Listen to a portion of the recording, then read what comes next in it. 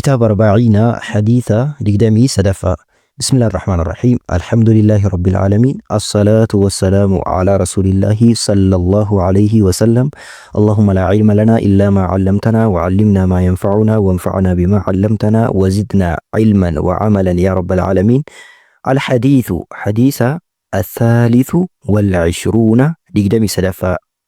عن أبي مالك أبا مالك الحارث بن عاصم الأشعري، حارسي إلما عاصم كور أشعري كتئ بي يمني، رضي الله عنه الله نسر هجالة. قال جئ قال رسول الله صلى الله عليه وسلم، إرجمان الله صلى الله عليه وسلم أكن جدًا مال جدني.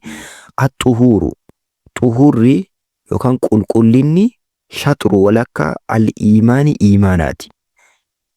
والحمد لله جت الحمد لله جدو تملأ نيجوتي الميزان ميزان نيجوتي. وسبحان الله جت سبحان الله جدو. والحمد لله الحمد لله جت جدو تملأني نيجوتا أو تملأ تكي نيجوتي جت تنين نيجوتي. ما بين السماوات والأرض وان جدو سميتي في دتي جروكنا نيجوتني أجر نساني أكنا جتو. والصلاة صلاني نور إفادة البيفس أبريفس. والصدقة صدقاني برهان رقادة. والصبر أبسي ضياء إفادة. والقرآن قرآني حجة رقادة لك سيف رقا سيف تاء أو تكي عليك سرت تاء. سبحان الله. كل الناس كل هندي الناس نمني هندي يغدو نبري صفته غنمان بهججو. فبائعون غرغرا على نفسه لبو إسا غرغرا غنمان بهيتي لبو إسا غرغرا. فمعتقها أو موبقها. فمعتقها برارو تجرا يوكان كأتاكو تجرا. أتاكو جتشون بيتو برارو جتشورا. أو تكي موبقها كيسي حلاكي بليسو تجرا. hiikaan isaa maal akka ta'e inshaallah hadiisa kana jalqabarraa kaasee hanga xumuraa tokko tokkoodhaan hunda isaanii wajjin ilaalla. Nabiin keenya sallallahu alaihi wasallam hadiisa abbaa maalik irraa odeeffame. Abbaa maalik kana maqaan isaa eenyu? Haarisii ilma Caasim ka warra Ash'ariiti. Ash'ar jechuun warra Abii Muusaa al-Ash'arii warra Yamaniiti. Hadiisa 27 nabii keenya irraa sallallahu alaihi wasallam walii galatti odeessee hadiisa san ilaalla. Hadiisan keessatti nabiin keenya sallallahu alaihi wasallam maal jedhanii jalqaba? الطهور شطر الإيمان. طهور يوكان قل شطر ولك الإيمان إيماناتي جلن. هيكا نسا مالك جلو علمائي نغر هيكا صديق رغودا ديساني إن شاء الله سننو تكتوكو وجيني لله. الطهور كجلو هيكا نسا هيكا أفانيتي جلن جيش طهور جلو هيكا أفاني يوكان المعنى اللغوي جلن كريتو مالي قل الله جيش ويرا قل اللهون وان برباتي فنرا قل اللهون. namni muslimaa tokko namni mu'minaa tokko waan qabaatu hin qabne amala gadhee amala jibbisiisaa hundarraa qulqullaa'uun shatrul iimaanii walakkaa iimaanaati. Namni waan akkasii qabu amala akkasii namni qabu iimaana walakkaa guutuusaa qaba jechuudha. Allah waan xiqqaa miti. Kan lammaffaan ka ulamaa'in dhiyeessan maalidha? Waqiila al-wuduu. At-tuhuru jechuun wuduu'a jechuudha.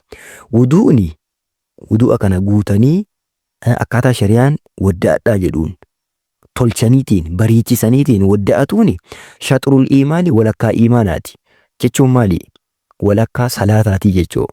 Iimaana jechuun salaata. Hiikaa iimaana salaata jedhuun hiikaniitiin akkas jedhan. Kana jechuun maali? Namni wuduu'a isaa bareechifatee tolfateetiin argame walakkaa ajrii salaataa san argate jechuu asumattuu. Hiikaan lammaffaan isa kana. Hiikaan sadaffaani waqiila at-tuhuru. Tuhura hiikaa wudu'aa godhaniitiin wudu'ni shatru walakkaa al-iimaani iimaanaati jechuun maali? Ajriin wudu'a keessatti godhamu wudu'a yeroo godhan wudu'a yeroo taasifatan ajriin isaan argamu hangamiin nama gahaa jechuu? Hanga ajrii walakkaa iimaanaatiin nama gahaa jechuu. Namni wudu'a tolcheetiin bareechiseetiin wadda'ate hagam argatuu danda'a? Ajrii walakkaa iimaana guddaa kana keessaa walakkaa isaa kallattii kana argatuu danda'a jedhan. Akkamitti akkana ta'uu danda'a jennaan dalagaani yoo kiika gubbaati yoo kiika keessaati. Dalagaa gubbaa qulqullina wudu'a kanaan taasifatanii sababa saniif iimaana waan jedhamu walakkaa wudu'a kanaan argatuu danda'a jedhani. Rabbiin haa taa'isu. Walhamdulillah jecha alhamdulillah jedhu isii jechuun tamla'ul miizaana namaa guutti. Guyyaa qiyaamaa dalagaan namaallee akkasuma qaamni namaallee ni mazzanama. Namni tokko qaama isaatiin illee mazzanamee Rabbiin biratti ajrii argata yookiin ammoo ni kufa. Akkasuma dalagaan namni dalagellee namaaf mazzanama. San keessaa tokko maali?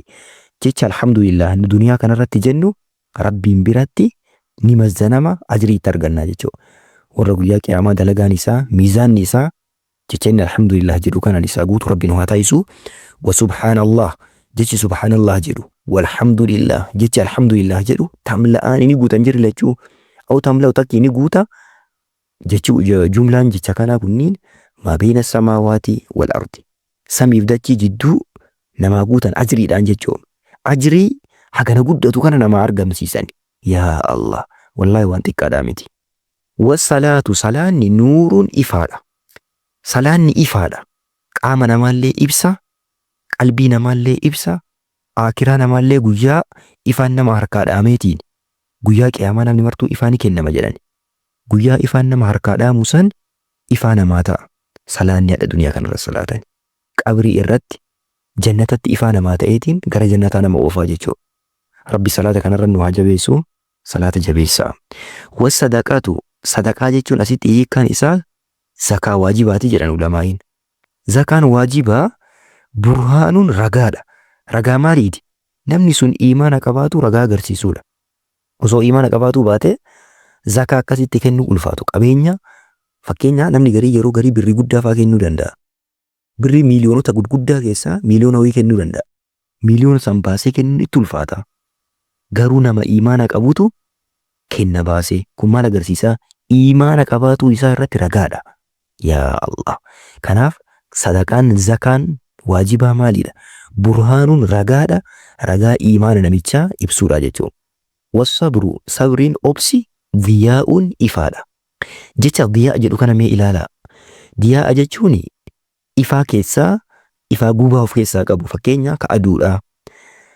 Amma salaata maal jedhan nabiin nuura ifa jedhanii. Ifaan ka akkamiiti nuura ka jedhamu ka ji'aa fa'a. Ka garuu obsaa irratti maal jedhan diyaa jedhanii. Diyaa jechuun ifa osoo ta'uu ifaa aduuti. Ifaan aduu maal jedhama? Diyaa jedhama. Ifaa aduu kana keessa waa hedduu jira. Nama gubaa, nama laalessa. Gubaan isaa akka malee nama godha. Obsillee akkasi. Obsis akkasi. Nama gubaa. Waan tokko fakkeenya dhabaniitiin obsuu jechuun baay'ee ulfaata. Aaraniitiin cal'isuu jechuun baay'ee ulfaata. Iyyi nama godha. Waa hedduu qalbiin namaan jetti. Garuu kanneen mara ofii liqimsanii ofii qabaniitiin obsuun wallahi ulfaata. Sababa kanaaf Rabbiin nama obseef maal qopheesse? Jannata qopheesse. Rabbi nama obsuun waa taa'isu. Ittaansee Qur'aanni ragaa siif ta'a takkii ragaa sirratti ta'a jedhani. Nama itti dalageef nama haqa isaatiin dhaabateef ragaa isaa ta'a yookaan isuma halaagaa. Innaa lillaah. Ittaansee kullu naas yaghdu ilmi namaa hunduu ni bariisifata. Fabaa'i'uun nafsahu lubbuu isaa ni gurgura. Famuctiqwaa kabili soomsi jira. Au muubiqwaa takkii kaballeessu jira jedhani. Kana jechuun maali? Ilmi namaa hunduu ganama yoo bariisifate namni martuu maal ta'a? Ni baha mana isaatii. Achi booda lubbuu isaa ni gurgura jechuun maali? Dalagaa wayii yukallifu nafsahu la'amala. Lubbuu isaa dalagaa wayii qabsiisa. Namni martuu lubbuu isaa dalagaa wayii qabsiisa guyyaa isaa. Kun kana hojjeta kun kana hojjeta. Dalagaa san keessatti yookiin of balleessa yookiin ammoo of baraara. Ilmi namaa hunduu jireenya mataa isaatiif socho'aa jira. Namni hunduu lubbuu isaatiif jiraataa jira. Namni fiigu hunduu ganamaa galgala isaa lubbuu isaatiif jiraataa jira. Waan lubbuu isaatiif fiigu kana keessatti kun of balleessaa jira. Kun ammoo badii jalaa of bilisoomseetiin waan jannata isaa ta'u waan boruu isaatiif isaa ta'u dalagaa jira. Sababa kanaaf jecha namatti fakkaatuuf hin yaadina. Akka namni wayii ta'e ta'uuf hin yaadina. Inni illee jireenya isaa jiraataa jira. Addunyaa ofii jiraataa jira. Yoo isa fakkaatuuf kan yaaddu ta'e addunyaa isaa keessa seenteetiin addunyaa isaa san ta'uuf yaadaa jirta. Garuu akkas ta'uun ammoo barbaachisaa miti. Namichi sun yoo of balleessaa jira ta'uu danda'a. Kanaaf nama balleessaa jirutti atammoo fakkaatuun sirrii miti. Hadiisni kun kana fakkaata. Inshallah hadiisa 24 itti fufnaa. Assalaamu alaikum warahmatullahi wabarakatuh.